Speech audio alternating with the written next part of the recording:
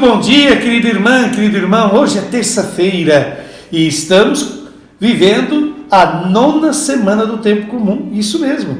Nós começamos agora aquela caminhada que a liturgia da igreja chama de tempo comum. É o tempo de aprofundarmos sobre os ensinamentos de Jesus, nosso Mestre e Senhor, e tirarmos desses ensinamentos luzes para orientar as nossas vidas. Então eu te convido a mergulharmos com muito amor e carinho no Evangelho que nos é proposto pela liturgia desta terça-feira.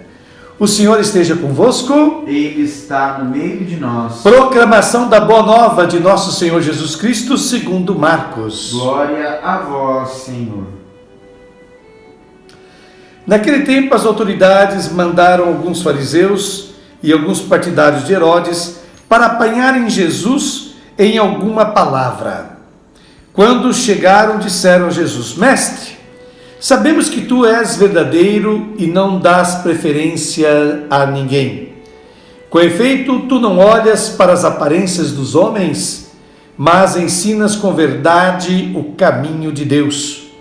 Dize-nos, é lícito ou não pagar o imposto a César? Devemos pagar ou não?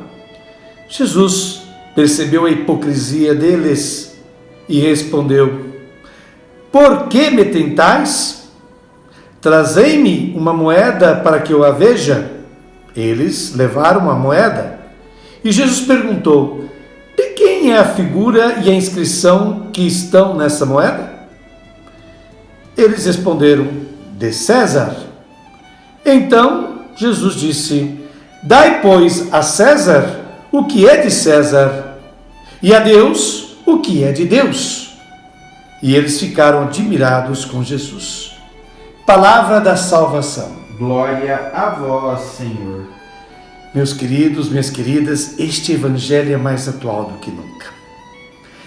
Tentaram pegar Jesus em falso. Armaram uma armadilha para pegar Jesus em alguma palavra equivocada. Qual era essa armadilha? Se Jesus dissesse que era lícito pagar o imposto a César, ele iria contra a vontade de 99% dos judeus.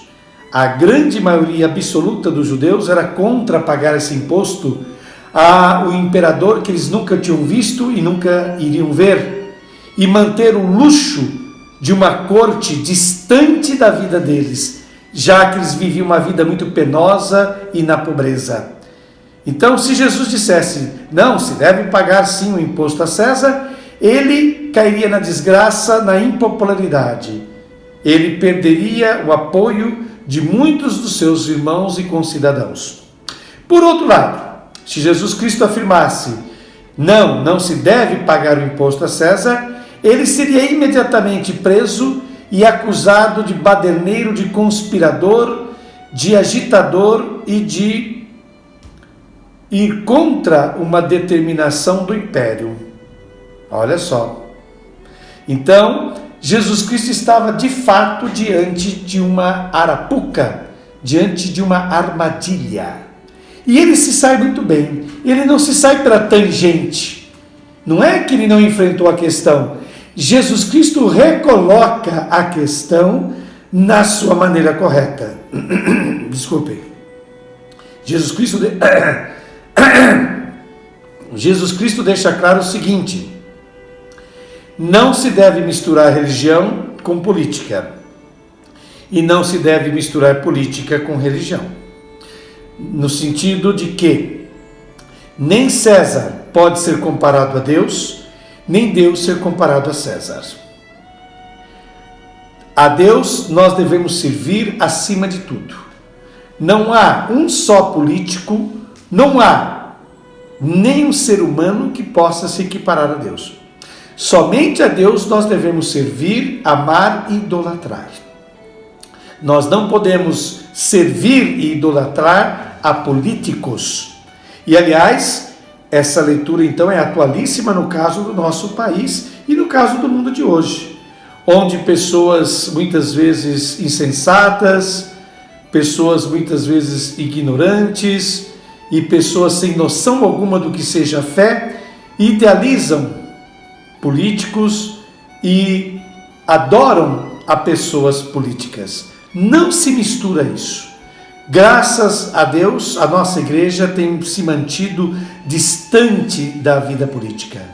Nós não vemos quase mais, é raríssimo, por exemplo, padres sendo candidatos, sendo eleitos deputados, prefeitos, vereadores. Nós não misturamos as coisas. A igreja, a religião existe para trabalhar com todos. A política divide, porque cada pessoa tem a sua opção política, cada pessoa tem a sua opção partidária. Isso é normal, isso é uma coisa boa.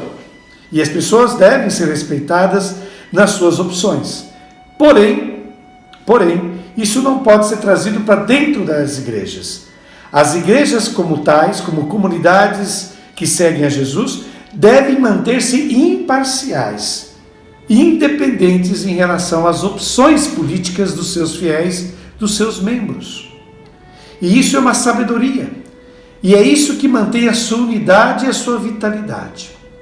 É por isso que Jesus Cristo deixa claro: dai a César o que é de César e a Deus o que é de Deus.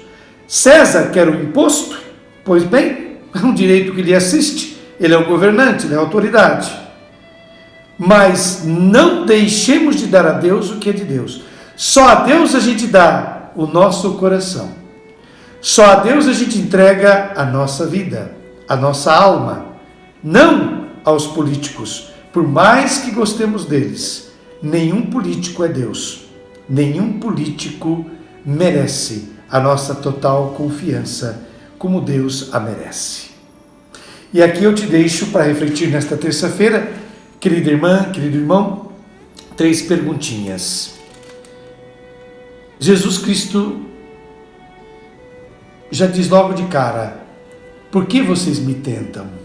Será que nós muitas vezes não tentamos Jesus Cristo, querendo transformar a nossa igreja em uma entidade política? Quantas vezes a gente não quer que a nossa igreja reflita as nossas opções pessoais políticas?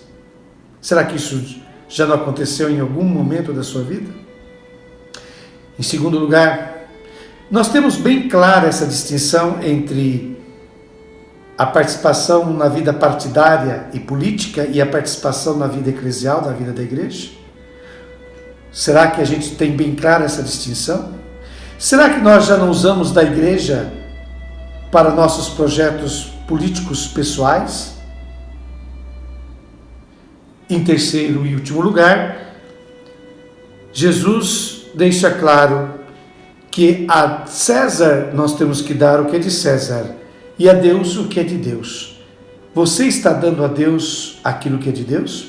Ou seja, o que é de mais sagrado em você, o que é de mais nobre e puro dentro de você, você dá a Deus ou você tem a tentação de dar a César? Em quem você crê de fato?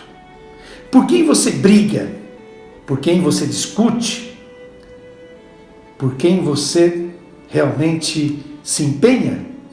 É por Deus ou por algum César dos tempos de hoje? Medite com carinho. E agora, vamos orar por tantas pessoas que estão necessitando do nosso carinho, da nossa atenção, da nossa ajuda. Deus eterno e onipotente, descanso na fadiga, amparo na fraqueza. Todas as criaturas de vós recebem energia, existência e vida. A vós recorremos invocando a vossa misericórdia, porque continuamos a sentir a fragilidade da condição humana, ao passar pela experiência de uma nova epidemia viral. A vós confiamos os doentes e as suas famílias. Curai-os no corpo, na mente e no espírito. Ajudai todos os membros da sociedade a cumprir o seu dever e a reforçar o espírito de solidariedade entre si. Amparai e confortai os médicos e os profissionais de saúde da linha de frente e todos os que prestam cuidados de saúde no desempenho do seu serviço. Vós que sois a fonte de todo o bem, Enchei de bênçãos a família humana. Afastai de nós todo mal e dai uma fé sólida a todos os cristãos. Livrai-nos da epidemia que nos está a atingir, para que possamos retomar com serenidade as nossas ocupações habituais e louvar-vos e dar-vos graças de coração renovado. Que todos vocês, meus queridos, tenham um excelente dia, abençoado por Deus. Até amanhã, quarta-feira, se Deus quiser.